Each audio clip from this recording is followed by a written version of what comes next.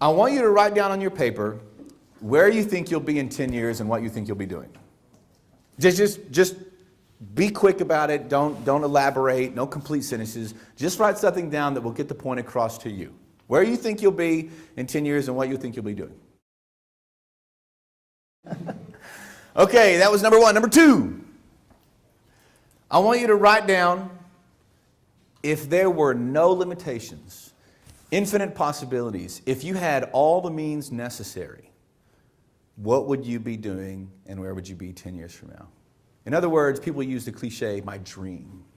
Does that make sense? That's number two. Now, some of you might think they're the same thing. You might say, well, that's exactly what I have for number one. Fine. But oftentimes, for many people, they're two different things. So I want you to write it down, number two. Put those to the side, turn them upside down, just get them out of your face for a second. I want to talk to you about an experience I had, and it was a profound experience, and I really want to share this with you. This guy named Dane Krager, he's from Austin, he calls me and he says, I want you to come to Austin and I want you to meet this guy named, we'll call him Mr. Hunter. He goes, I want you to meet Mr. Hunter. And I say, cool, man. So anyway, he takes me to meet Mr. Hunter, and I'm going to kind of make this quick, but I want to get the point across. He pulls up to this house in Austin, Texas, and I'm going to be honest with you, it wasn't a house. It was something you'd see on a resort. It was like this huge, mammoth, just amazing looking architectural structure. You know, it was a mansion. It was just absolutely amazing. In fact, my first thought was, he's got to live in some sort of corner of this thing. You know, he can't own all this. So obviously when I pulled up immediately, I think this guy is financially well-to-do, right?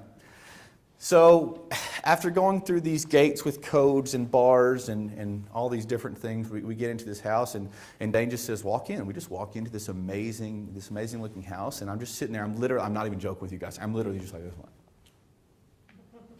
You know, like 100,000-foot ceilings, you know, and these huge drapes and art everywhere. It's just really amazing. But anyways, so I haven't seen this guy yet, and this is Mr. Hunter, you know, and Dane says, yeah, he's probably in the back just doing something. He'll come out any second now. I'm like, okay. And I'm just admiring this house. And all of a sudden, this guy walks out, Mr. Hunter. I'm going to describe him to you. He's relatively young. Well, you guys were born in what, 05, 06, 07? So he's not young towards you guys, but he's a little bit older than I, but certainly not much older. He's a little bit shorter than I. He looks like a clean-cut young Mr. Clean, you know, just bald and just ready to go, you know, and he's dressed real nice. It's like 11 at night. He's dressed real nice, and okay.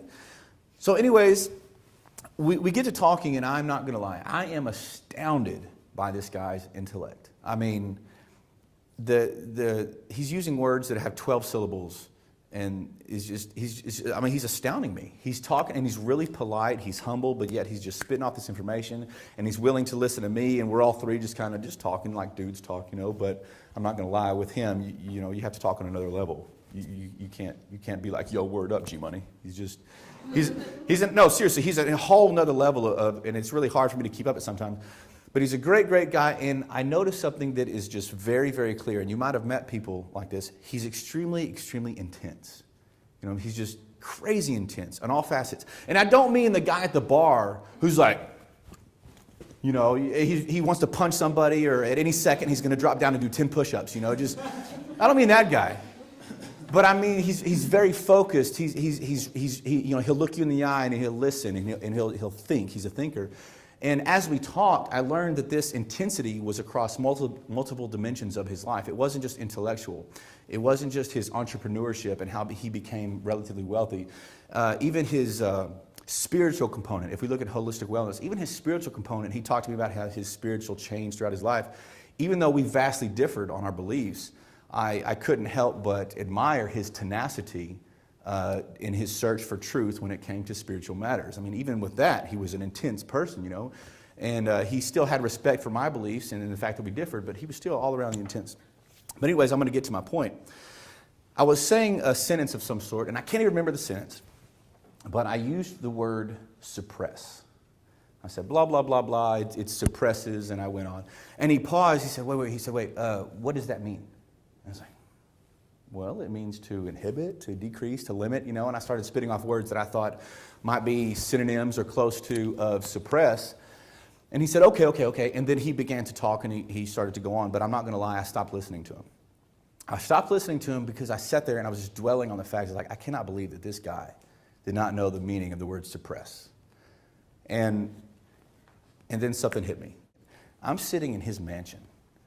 He's talking to me about how he has bought and sold businesses in the millions of dollars before he was out of his teens.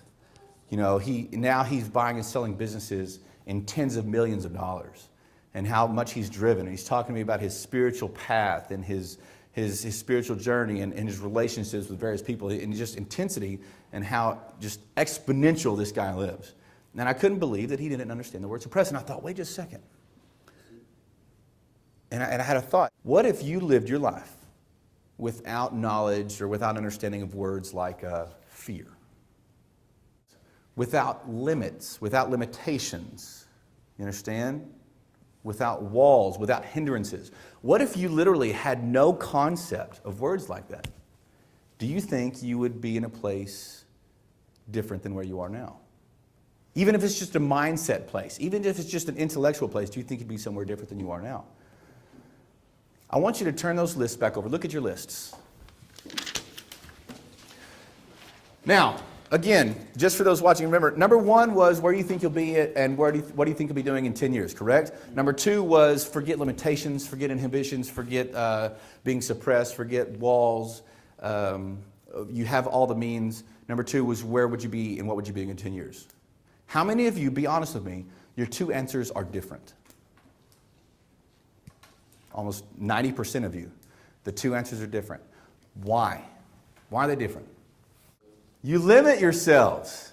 Now, if you put for number 2, I want to build a lake on the moon, then I would say feasible limitations there. But I want you to take this serious. Look at number 2. Did you write that because, or number 1 rather, did you write that because you considered limitations? Are they limitations that you have defined yourself? Now, you really got to think about that. Don't throw me a get out of jail free card. Well, I don't have any money. Don't say that. Or I don't have this, or I don't have that. Did you put number 2, do they differ from number 1 because you have self-imposed limitations? Some of you yes, some of you no. I'm speaking to those of you where there is a yes. I want to challenge you today. I want you to start living unsuppressed. And that means no excuses. You remember the video we created where I talked about crutches? We talked about pills and shake weights and all kinds of things, you know, all kinds of these crutches. Those are limitations. Those are self-imposed limitations. I've learned from talking to this guy, and even though I'm not really old, I'm older than you guys, I've learned that in today's world, in fact, I think perhaps throughout history, you need to be the person who either creates your path or you get trampled on by those who are creating theirs. Right? You are in the perfect place in your life right now. Even you, Doniata, you old woman. You're in the perfect place where you can make that choice and it still be an effective one. Right now, you're going to create your path, or you're going to be trampled by those who are creating it, because there are those out there who are vehement about creating their own path. Right? You're either going to push your way through or you're going to get pushed out of the way. Right? My challenge to you is to begin living your life unsuppressed. Everybody got it?